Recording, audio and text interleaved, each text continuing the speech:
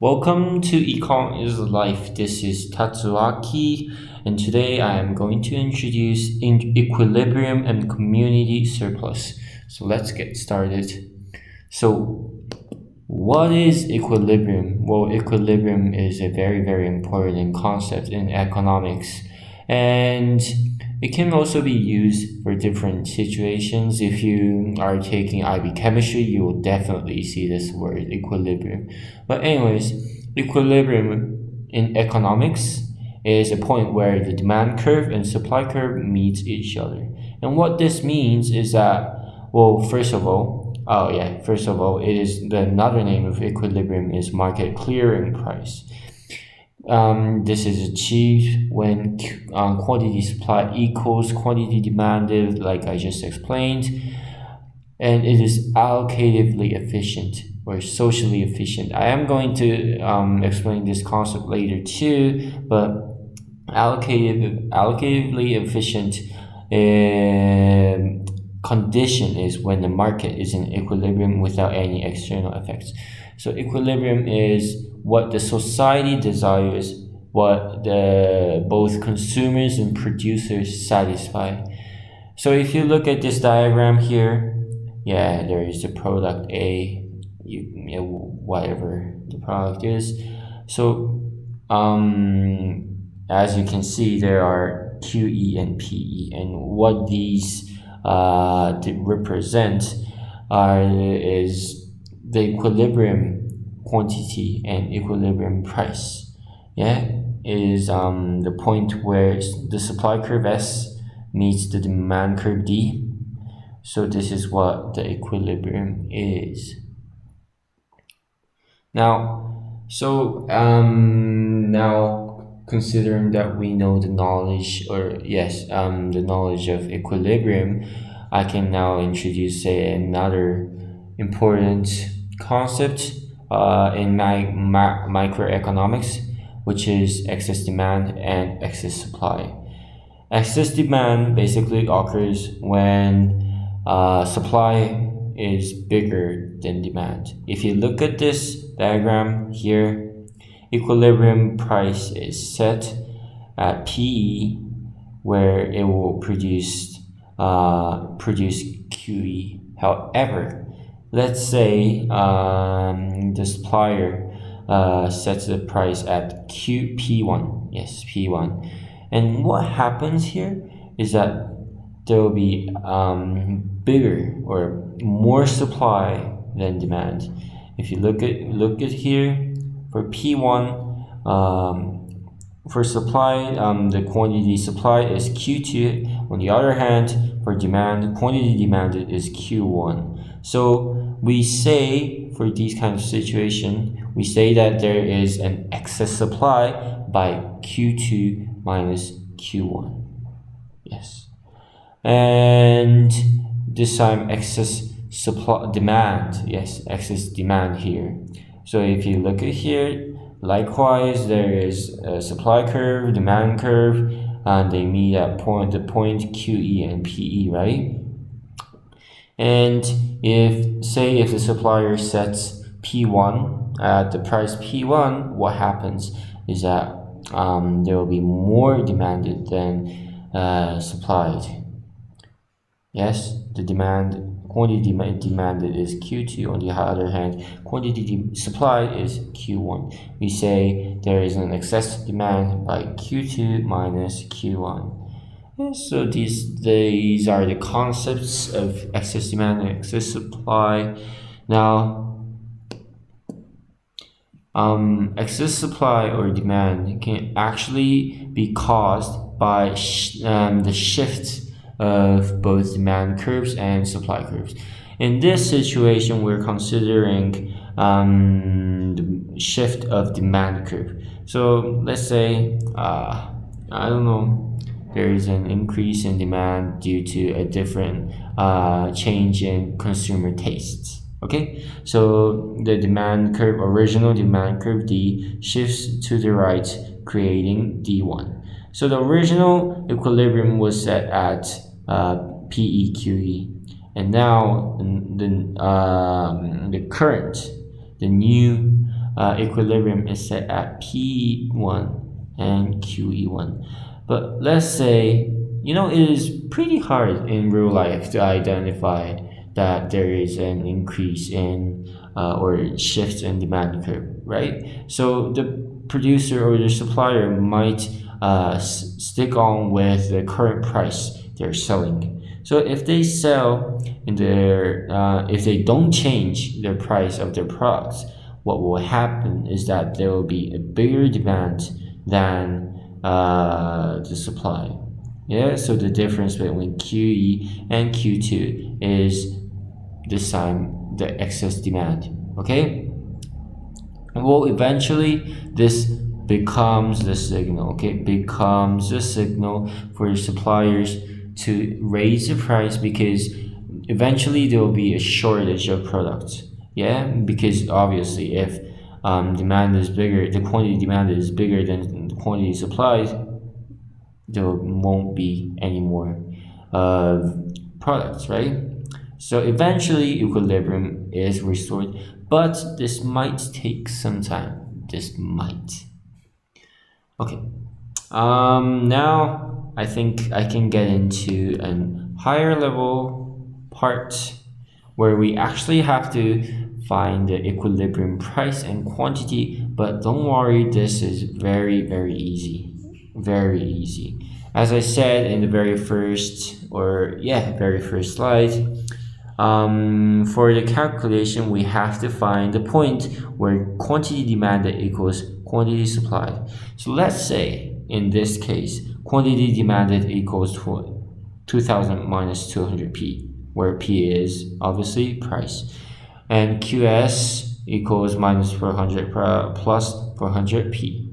Yeah, so how we can calculate equilibrium price and quantity is you do QD equals QS.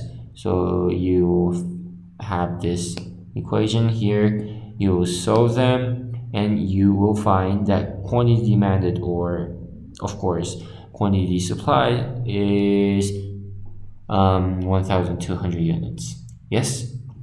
You may also be asked to draw these two curves and kind of identify the equilibrium point. Yes, so as you can see in this graph, quantity demanded and supplied is 1200, and the price for this is $4. Very straightforward, nothing difficult here, I believe. Yes, so let's get on to the next part. Now, another important, super important concept in economics. It actually took some time for me to digest this concept when I first studied this, so I'll try my best to explain it easily. But the concepts are called consumer and producer's surplus. Surplus, well, why is it? Well, let's get on with the definition of consumer's surplus. It is extra satisfaction slash utility gained by consumers from paying a price that is lower than the price that they are prepared to pay. Well, it will be very easy if you actually look at the example. So say there is this demand curve, supply curve, what we've been doing. Say the price of the chocolate in its equilibrium state is $15, where 10 of them will be produced. Yes? So let's say I was about to buy this chocolate, and even though the price is set at $15, let's say before I went to the shop, I was like, maybe I need $18 to buy a chocolate. I mean, I know this is like super expensive and stuff, but this is just an example. So let's say I was prepared to pay $16 or $17 and $80, and I actually go to the shop and see the price, and it turns out that the price is $15. So I would just be like, oh, okay, like I didn't wasn't I was prepared to pay something higher. I'm benefiting from it. This is the concept of consumer surplus. Yes, consumer who prepared to pay $16 above has made a gain here. And this is a concept of consumer surplus. Okay, consumer surplus can be also illustrated by the blue triangle in the graph. Yes, if you were prepared to pay basically $16 above or 15.5 plus, then you're making a gain, and this is consumer surplus represented by this blue triangle. Next, this time producer surplus. So this is, I think, if you get the idea of consumer surplus, this shouldn't be a problem. Well, producer surplus is the excess actual earnings that producer makes from a given product over and above the amount the producer would be expected for the product. Yes?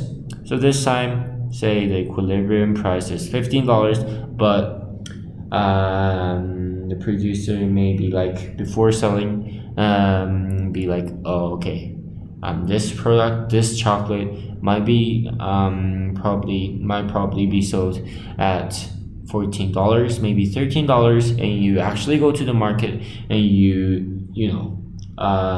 maybe the consumer will be like, okay, I'll buy this product in $15. Okay, it turns out that the producer who expected the price to be $15 or $14 or $14.5 down has made a gain here. And this time producer surplus is illustrated by the green triangle, and this time it is the triangle under. Yeah, it was like over for the consumer surplus, but it is now down. Yes, so this is what producer surplus is.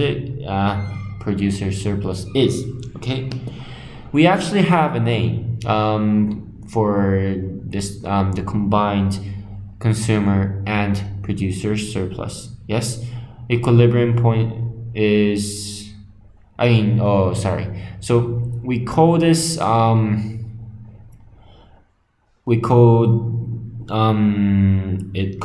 community surplus when consumer and producer surplus are added. Okay, and community surplus is actually maximized at equilibrium point. Yeah, so at this, in easier words, this means that both producers and consumers are happy and actually the happiest in total. Yes, that is what equilibrium is. So this is why this happiness, or satisfaction, this is why we call the equilibrium point an allocative efficient point. Yeah, equilibrium point is called the state of allocative efficiency. I just explained that consumer surplus plus producer surplus is community surplus, and which is maximized in the equilibrium point. Yeah. Again, there is no other combination of P and Q that can give a greater community surplus, and this is the optimal, the best allocation of resources. That is why equilibrium is so important for the economy. Okay. Now, as you can see, I was using the normal supply and demand curve, but now I'm using something different, something slightly different maybe.